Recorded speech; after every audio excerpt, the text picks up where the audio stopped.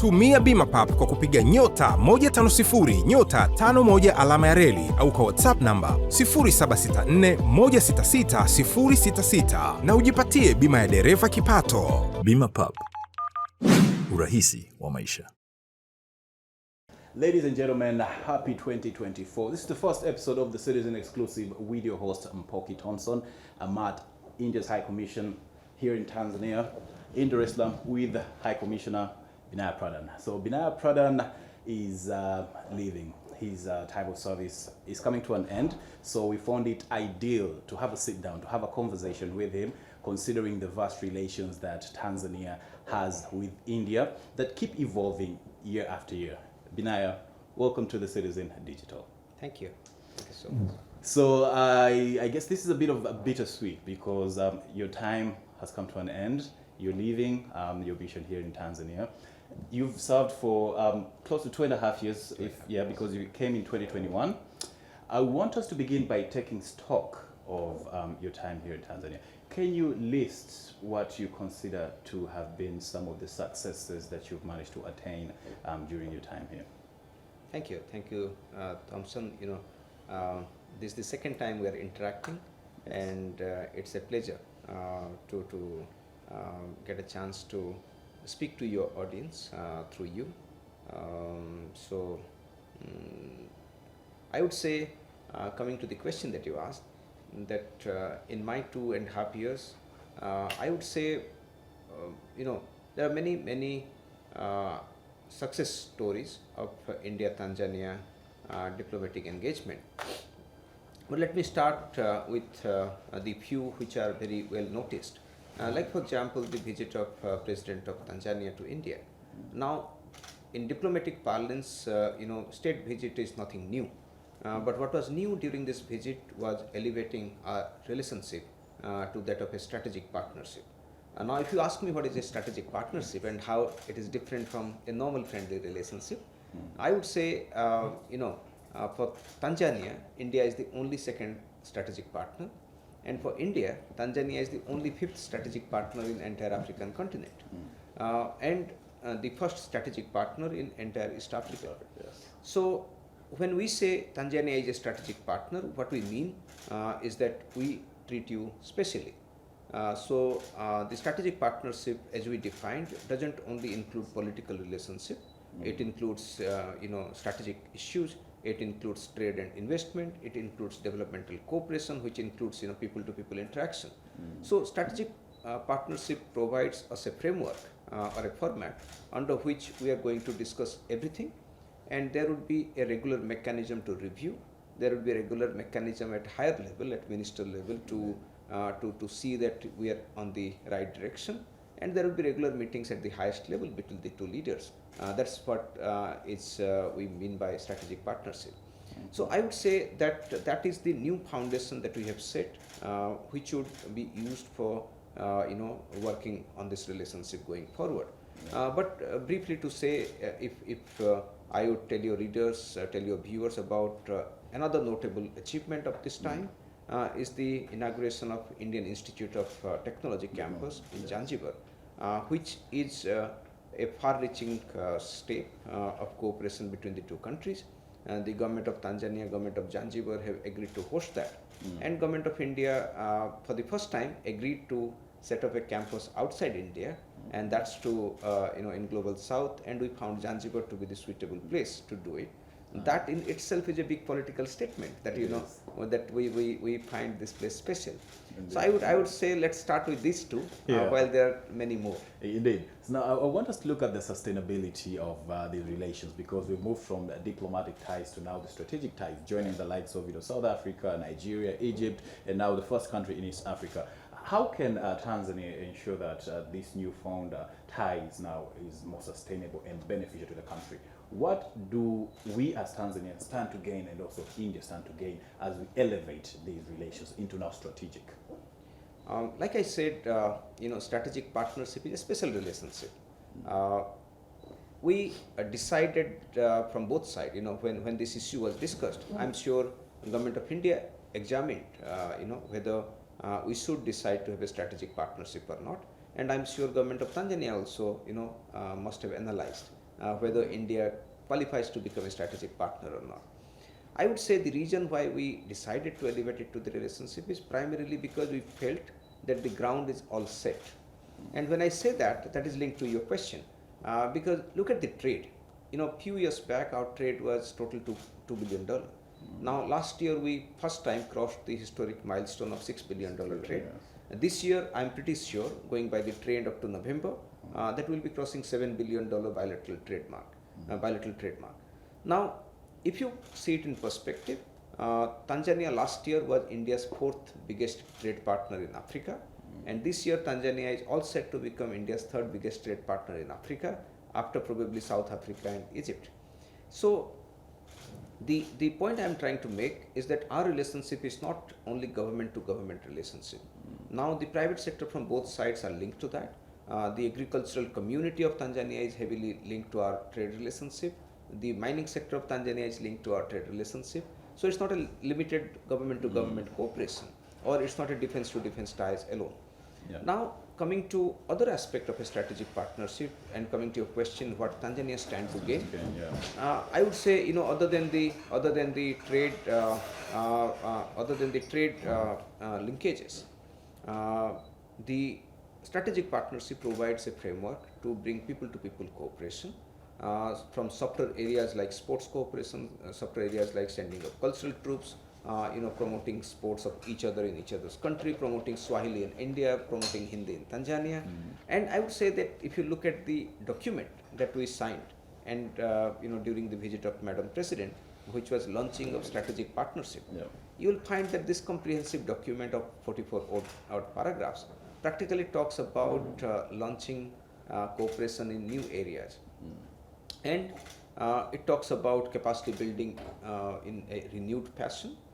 Coming to concrete examples, we presently provide the highest number of scholarship to Tanzania compared to any other African country.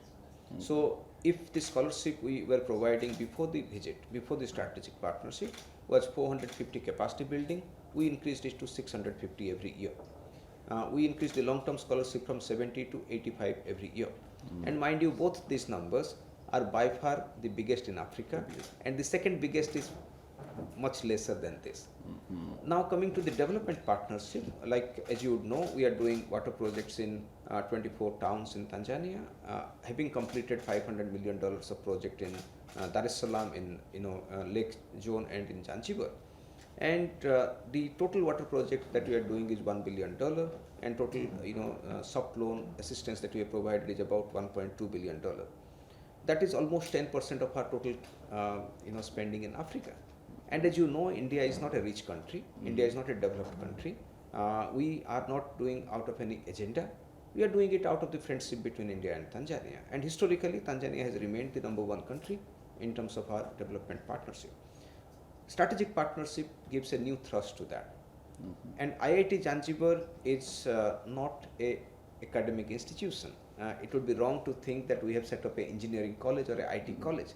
This is a technology hub, this is an innovation hub, and with time, as you would see, this is going to be probably the leader of creating the best entrepreneurs, the best engineers, the best leaders, not only of the engineering world, but of the society. So strategic partnership provides that scope that you reinvigorate your relationship, bring new energy, do everything at a much larger scale, much bigger level, which of course is going to not only benefit India, is also going to benefit Tanzania. Now, more to that, when you look at Zanzibar and the current strategy that the Zanzibar government is trying to take, we have the Silicon Zanzibar, and then now they're really pushing the technological space. Why Zanzibar and why now? Okay, so question of why now, it's linked to the policy of Government of India. We have invested in Tanzania earlier in engineering and medical space. We all know about the St. Joseph Institute, which produces about 13% of engineers in Tanzania. It's an Indian private sector investment. We also know about IMTU, which was a medical college in operation till 2014, until something happened there. So Indian academic institutions coming into Tanzania is nothing new, but IIT is a different game. IIT is the best. We have not only in the India, but one of the best in the world. Like we all know, the global technology CEOs, global CEOs of Fortune 500 companies, they all come from IITs. So why Zanzibar? Because we decided that when we take IIT outside India, it has to be in Global South. And as you know, last year India was the chair of G20, and our entire agenda of driving G20 was based on the feedback we got from Global South. Okay. So naturally it was to be done in Global South, and for us, Africa, was natural choice to do it. And in Africa, I would say we saw Zanzibar as the confluence of India and Africa. So when we think about Africa, we think about East Africa, and when we think about East Africa, we actually entered East Africa through Zanzibar historically. So I would say, while it remains symbolic in a way that it was the confluence of India and Africa, the real reason was the proactiveness of the government. They agreed to host it. Within no time, they provided us, a campus. And in 3 months' time, the campus was retrofitted into a IIT standard campus, which is unthinkable in any part of the world.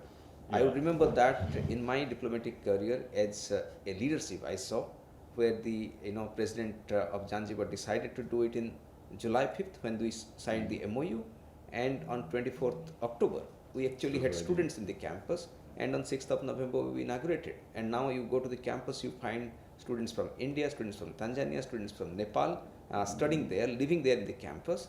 That remains a case study for me, which probably if I write a book I'll write, that how leadership can make things happen. Yeah, indeed. I'm quite sure that's one of the successes that you're leaving behind.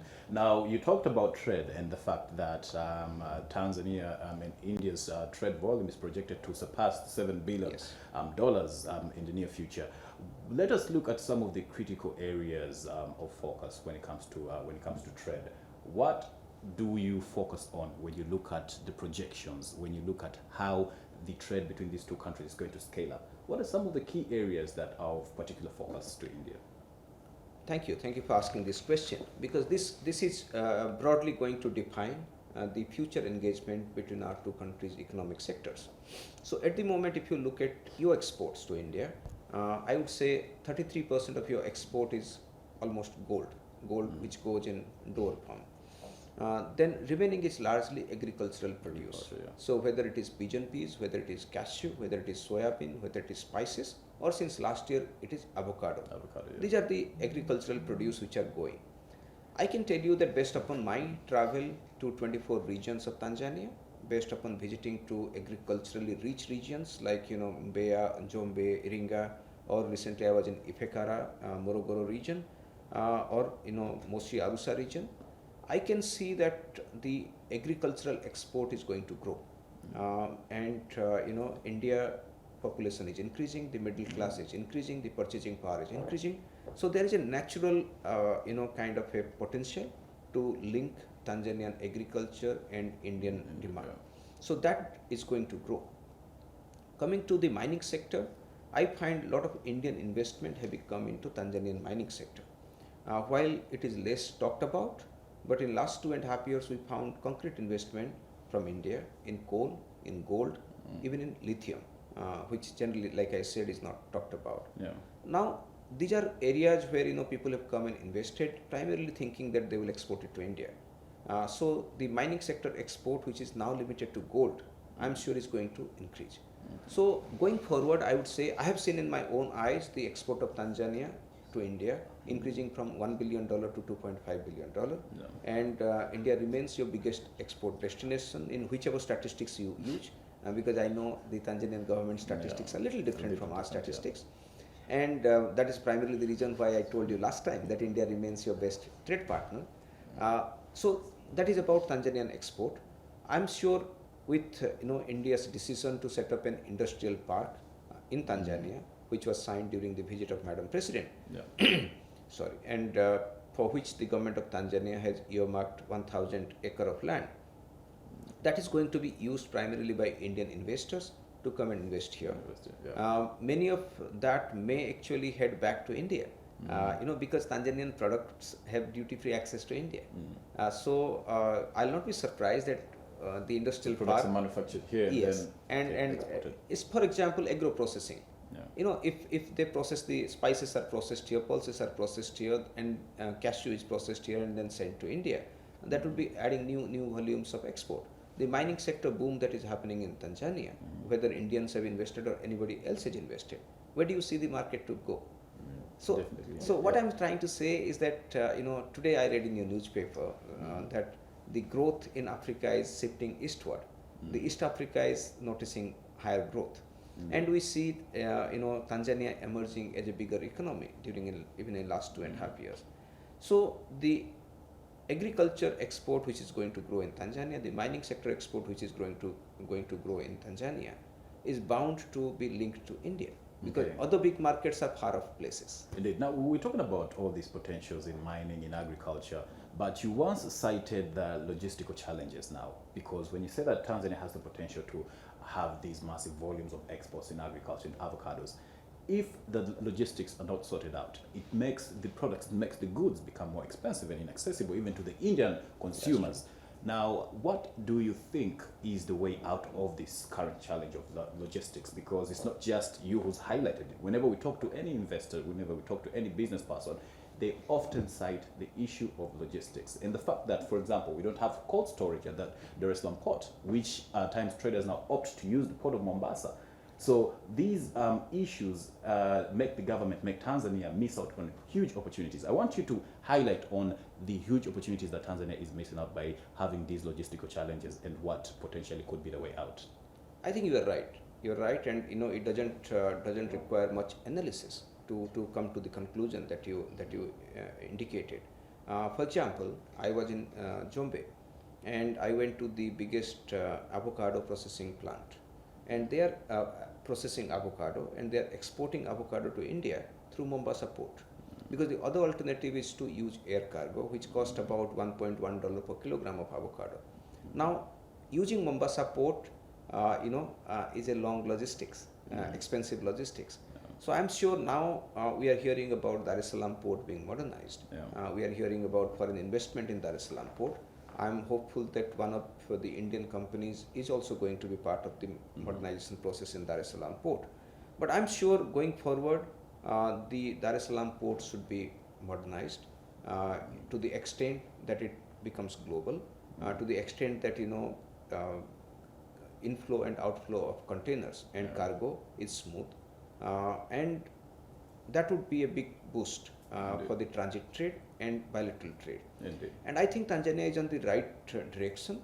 The plan to develop the standard gauge railway, the plan to invest on the roadways, and the plan to modernize the port. I think all these three are interlinked, so that Tanzania emerges as the primary, the main, transit country for the East African region.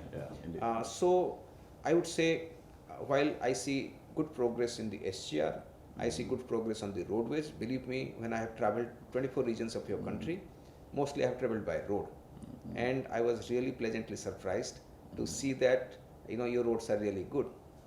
To the extent that I was making a very in a lighter way, I was making a comment that it's time that Tanzania should come down from the land cruiser culture.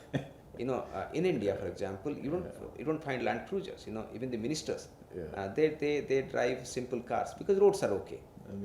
Tanzanian roads have come of age now. The roads are really good. To the extent that I was telling my colleagues that why am I driving a Land Cruiser? I can practically now drive a sedan. That has been a rallying call for a while. But point is that I would say, while Tanzania has missed out so far on the port modernization and the transit trade aspect, I see good prospects. That's the reason why we pressed for setting up the industrial park here, not in any neighboring country, because we see Tanzania doing really well on the transit trade side. Now, let's talk about the population boom. India is currently the world's most populous nation. Tanzania is projected now to be the fourth most populous in Africa and ninth globally. We understand that this in itself presents huge challenges. It's an opportunity because the market now is expanding, but now servicing that market, ensuring that there is enough social services that reach to each and everyone is another huge challenge. We understand India is not a developed country yet, despite its huge GDP. What perhaps can Tanzania learn from India's population boom? What can we avoid into falling into certain pitfalls? What are the lessons? I would say that let me not sound somebody who is patronizing on something. I would say that we learnt in our own way that population, like you rightly said, can be a liability and population can be an asset. Yeah. Our effort in India has been to use the opportunities available, use the resources available to skill the people, to use our demographic dividend. As you know, India is the youngest nation in the world at the moment, like Africa is the youngest continent.